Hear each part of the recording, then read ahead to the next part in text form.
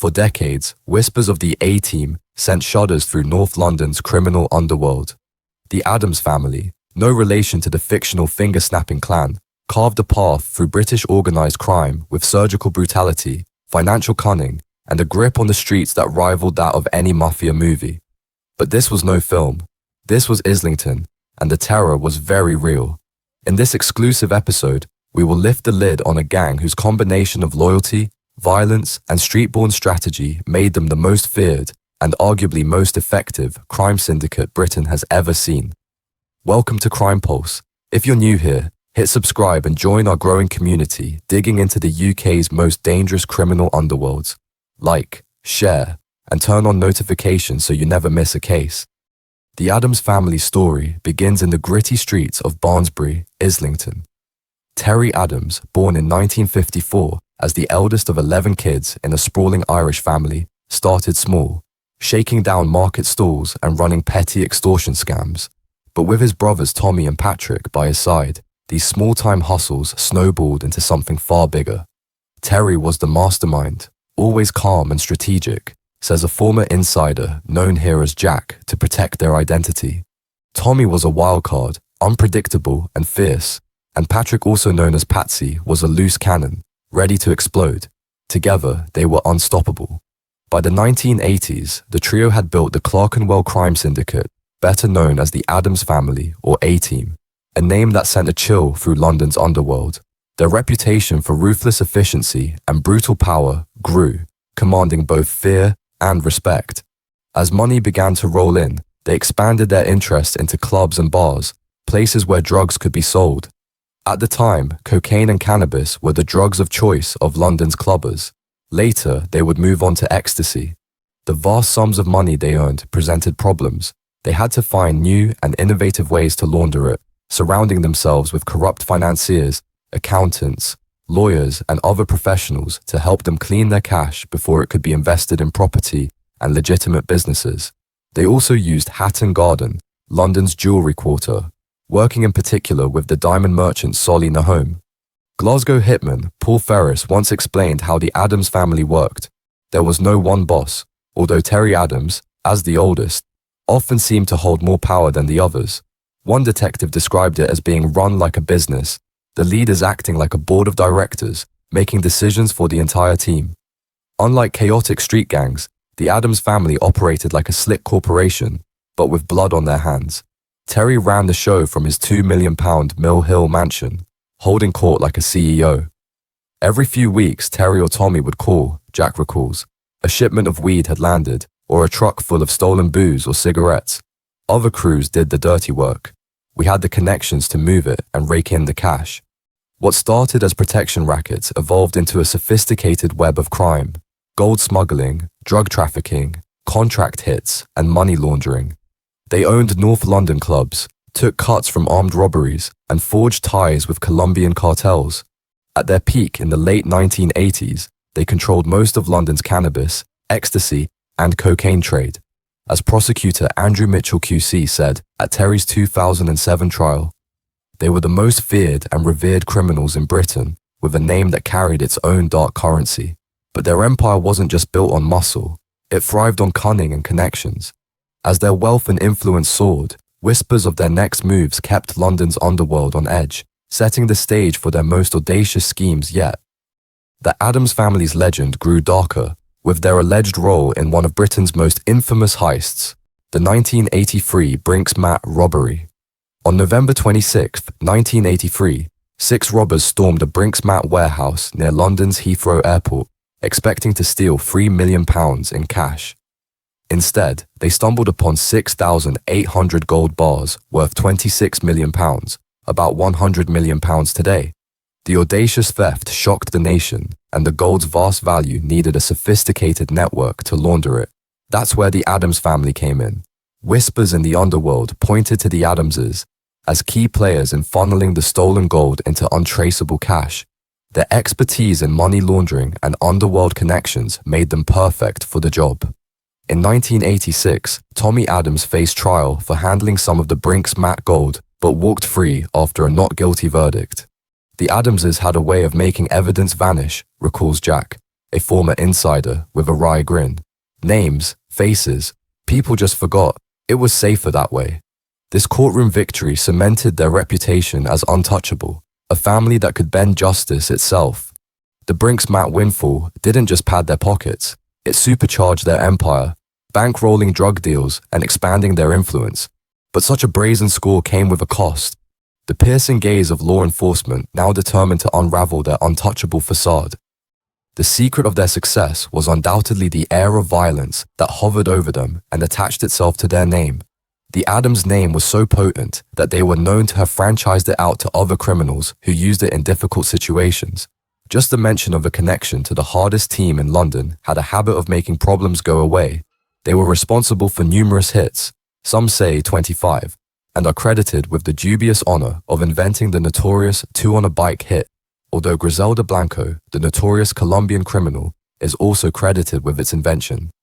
A bike pulls up, the passenger dismounts, pulls out gun, and shoots the victim who has no idea where they have come from. The perpetrators cannot be recognized because, of course, they are wearing motorcycle helmets and they make their getaway at speed, almost before anyone realizes what has happened. It is reckoned that the Adams family killed at least 20 people using this method. Amongst the killings with which they have been linked are pub accountant Terry Gooderham, suspected of stealing £250,000 from the family. He went to meet Adams family members in Epping Forest in 1989 with his girlfriend Maxine Arnold. Their bodies were later found in his Mercedes. Contract killer Jimmy Moody may have been brought in to help out. The story goes that Gooderham begged them not to shoot him in front of his girlfriend. The killer obliged by shooting her dead first. Then there was Irishman Tommy Roche. Roche had offered to act as a go-between in a drug deal, but the Adams brothers feared that he had given information to their rivals in the deal. He was shot through the heart by a motorcycle hitman in 1993 while working for a road repair firm near Heathrow. After Terry Adams was finally sent to prison, one former henchman described the extent of the Adams brothers' capacity for violence. "If they liked you," he said, "life was good. If you fell out with them, your life was over pretty quick." He described how he went with the brothers to a club they owned, called Ruthless in North London. As another villain entered the club, one of the brothers nodded in the man's direction and said he had to go. No more was said, but the man never made it home that night. He was stabbed to death en route. On another occasion, David Mackenzie, a money launderer for the family, made some bad investments and lost them £1.5 million. In April 1997, Terry Adams's brother-in-law John Potter summoned him to a meeting at his house. As soon as Mackenzie came through the front door, an Adams enforcer grabbed him. For 20 minutes he was kicked, beaten and slashed with a Stanley knife. By the end, the room was soaked in blood and Mackenzie's left ear and nose were hanging off. But he survived and 2 years later faced his attacker in court, Christopher McCormick. However, in spite of the fact that Mackenzie's blood was found on his jacket, McCormick walked free from court, laughing and inviting the jurors to the pub across the road for a drink. The Adams brothers are no strangers to firearms either. Mickey, the youngest, was convicted of possession of a firearm in the mid-1980s, and a number of years ago, a dispute with another crime family, the Rileys, escalated into an all-out gunfight in Finsbury Square in London. Fortunately, there were no casualties. Unlike the Krays and some others, the Adams boys shunned the limelight. No West End clubs for them. Unless they own them, of course, and even then, it is strictly business. Former armed robber, turned journalist John McVicker wrote about them in an article in 1987 and, not long afterwards, received a friendly warning from the family not to do it again. He failed to listen, however, and put pen to paper in 1992 in a piece that described the shooting of East End enforcer Frankie Fraser in Clerkenwell the previous year, a shooting long thought to have been carried out by the Adams family.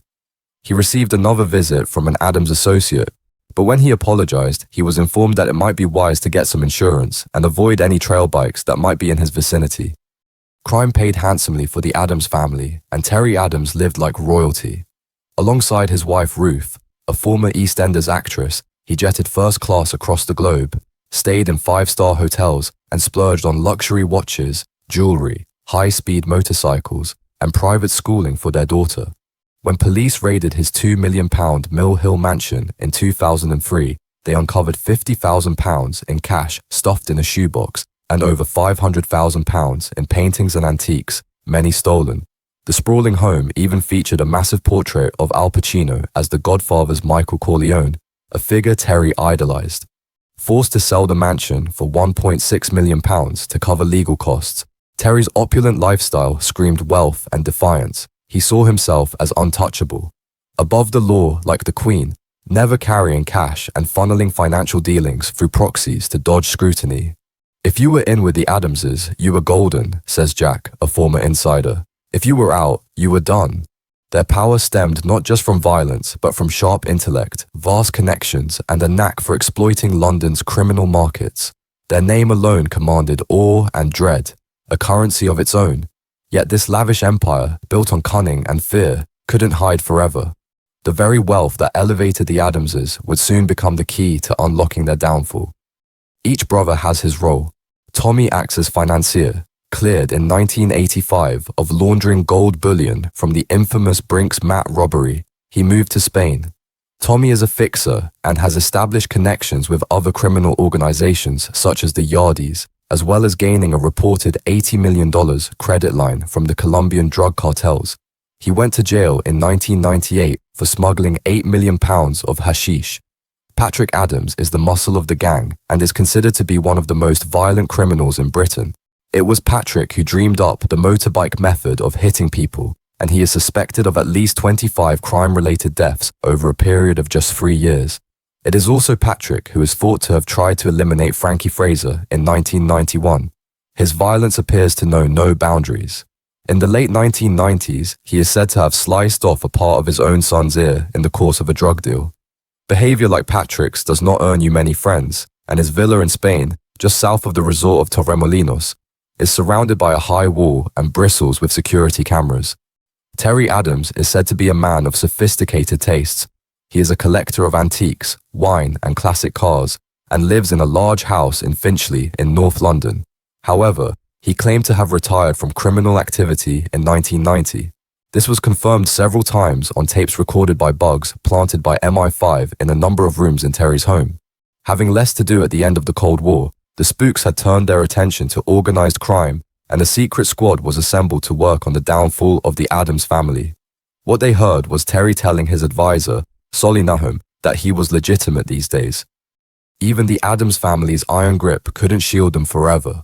In the late 1990s, MI5, typically tasked with countering espionage and terrorism, turned its expertise to dismantling the A-Team's empire through a covert operation dubbed Operation Trinity. After years of failed police efforts, MI5 planted sophisticated bugs in Terry Adams's £2 million Mill Hill mansion, capturing hours of incriminating audio that shredded the family's veil of invincibility. This high-stakes surveillance, launched in 1997, marked a turning point in a decade-long £10 million investigation into the syndicate's sprawling criminal network. In one chilling recording from 1998, Terry allegedly bragged to a friend about settling a dispute over £80,000 to £100,000. His words, dripping with casual menace, painted a vivid picture. "I went crack. On my baby's life, Dan, his kneecap came right out there. All white, Dan, all bone and white." The conversation, raw and unfiltered, revealed a family that wore violence as a badge of honor, their pride as palpable as their cruelty. These tapes didn't just expose the Adamses' brutality, they laid bare their financial schemes, from money laundering to drug trafficking. Operation Trinity's evidence gave prosecutors the ammunition they needed, tightening the noose around the family's empire and paving the way for their dramatic downfall. Despite the apparent fall of the Adams empire, questions still swirl about the family's current activities. Terry, now in his late 60s, is reportedly living in a council flat in Bloomsbury, central London. In 2019, he appeared in court claiming to be unemployed and financially destitute, despite previously being described by police as one of Britain's richest and most dangerous men. He paid nearly £50,000 in court costs within hours to avoid a 12-month sentence for failing to settle legal bills.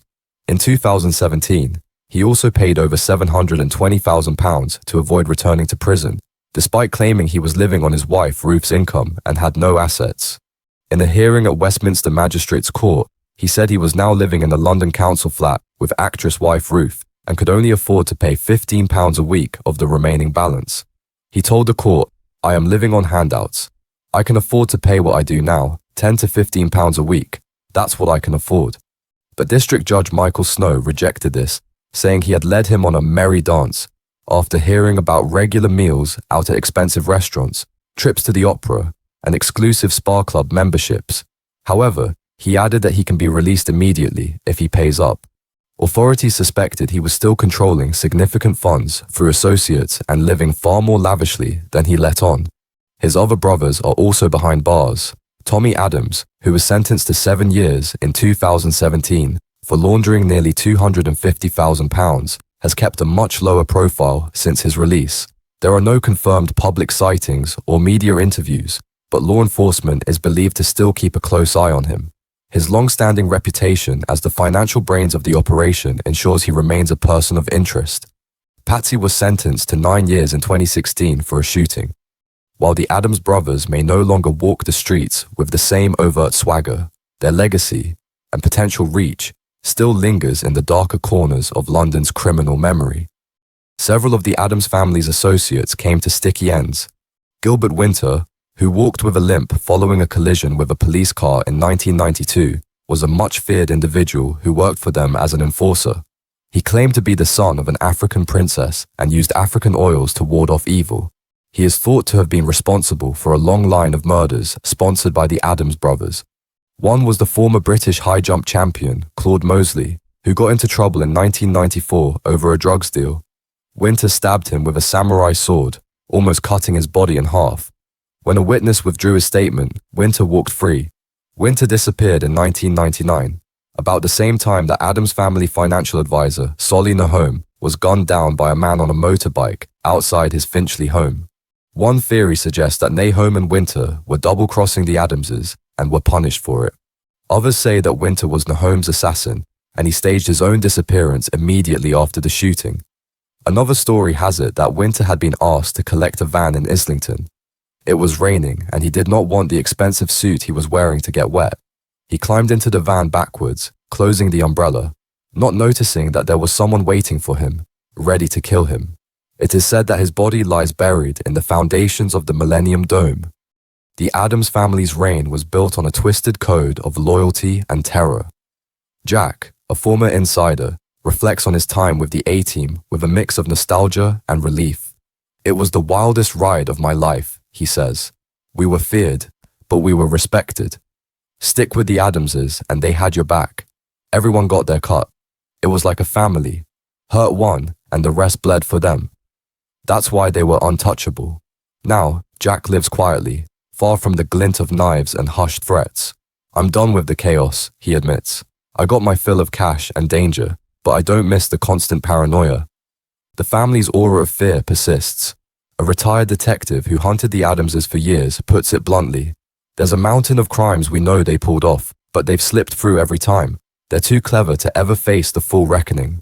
The Adamses' legacy of dread and devotion still haunts London's underworld, a lingering reminder of their iron grip. As their shadow looms, the question remains, will their secrets ever fully unravel, or will their myth endure unchallenged? That was the story of the Adams family, Britain's most feared crime syndicate. Was Terry Adams smarter than the Krays, or did his empire thrive on fear alone? Share your thoughts in the comments, and don't forget to like, subscribe, and hit the bell for more deep dives into the UK's darkest criminal underworlds.